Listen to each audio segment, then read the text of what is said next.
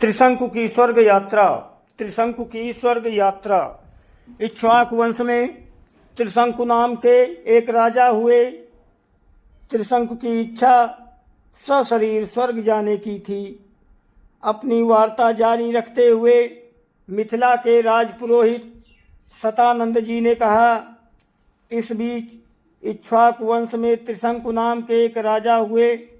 त्रिशंकु की इच्छा सशरीर स्वर्ग जाने की थी, अतः इसके लिए उन्होंने वशिष्ठ जी से यज्ञ करने के लिए कहा। वशिष्ठ जी ने बताया कि मुझ में इतनी सामर्थ्य नहीं है कि मैं किसी व्यक्ति को सशरीर सहित स्वर्ग भेज सकूं।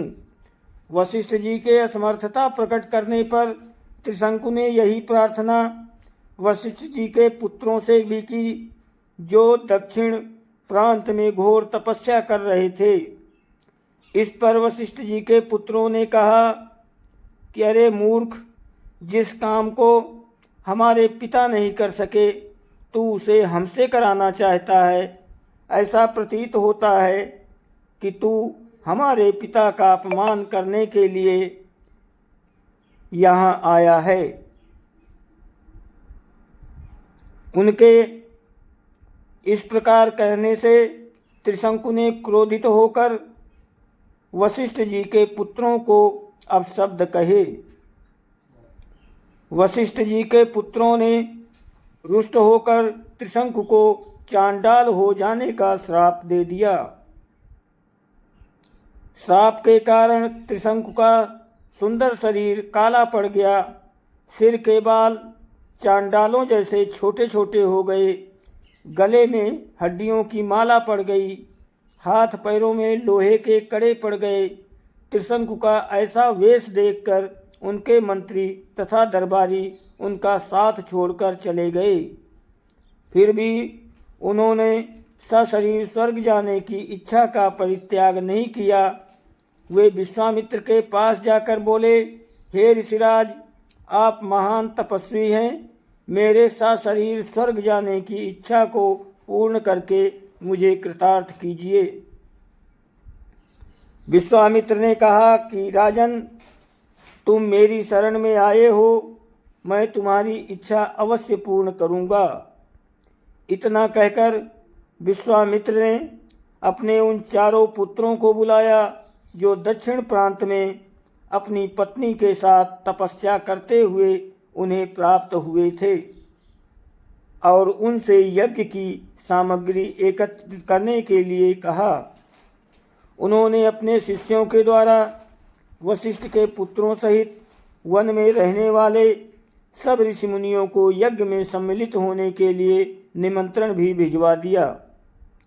शिष्यों ने लौटकर बताया कि सब ऋषि मुनियों ने निमंत्रण स्वीकार कर लिया है, किंतु वशिष्ठ जी के पुत्रों ने ये कहकर निमंत्रण अस्वीकार कर दिया कि जिस यज्ञ में यजमान चांडाल और पुरोहित क्षत्रिय हो, उस यज्ञ का भाग हम स्वीकार नहीं कर सकते। ये सुनकर विश्वामित्र जी ने क्रुद्ध होकर कहा कि उन्होंने अकारण ही मेरा अपमान किया है। मैं उन्हें शाप देता हूँ कि उनका सबका नाश हो जाए। आज ही वे काल पास में बंध कर यमलोक को जाएं और 700 वर्षों तक चांडाल योनि में विचरण करें। उन्हें खाने के लिए केवल कुत्ते का मांस मिले और सदैव कुरूप बने रहें। इस प्रकार शाप देकर वे यज्ञ की तैयारी में लग गए। शतानंद जी ने आगे कहा कि हे राघव, विश्वामित्र के शाप से वशिष्ठ जी के पुत्र यमलोक सिधार गए। वशिष्ठ जी के पुत्रों के परिणाम से भयभीत सभी ऋषिमुनि ने यज्ञ में विश्वामित्र का साथ दिया। यज्ञ की समाप्ति पर विश्वामित्र ने सब देवताओं को नाम ले लेकर अपने यज्ञ भाग ग्रहण करने के लिए आमंत्रित किया और आह्वान किया, किंतु कोई भी देवता अपना भाग लेने नहीं आया।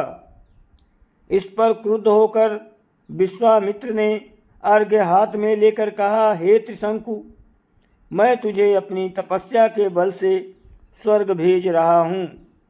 इतना कहकर विश्वामित्र ने मंत्र पढ़ते हुए आकाश में जल छिड़का और राजा त्रिशंकु सशरीर सहित आकाश में चढ़ते हुए स्वर्ग जा पहुँचे।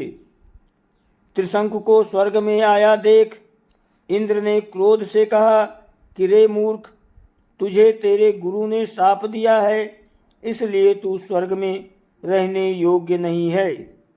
इंद्र के ऐसा कहते ही त्रिशंकु सिर के बल पृथ्वी पर गिरने लगा और विश्वामित्र ने अपनी रक्षा की प्रार्थना करने लगे। विश्वामित्र ने उन्हें वहीं ठहरने का आदेश दिया और वे अधर में ही सिर के बल लटक गए। त्रिशंकु की पीड़ा की कल्पना करके विश्वामित्र ने उसी स्थान पर अपनी तपस्या के बल से स्वर्ग की सृष्टि कर दी और नए तारे तथा दक्षिण दिशा में सप्तऋषि मंडल बना डाला। इसके बाद उन्होंने नए इंद्र की सृष्टि करने का विचार किया, जिससे इंद्र सहित सभी देवता भयभीत होकर विश्वामित्र से अनुनय विनय करने लगे।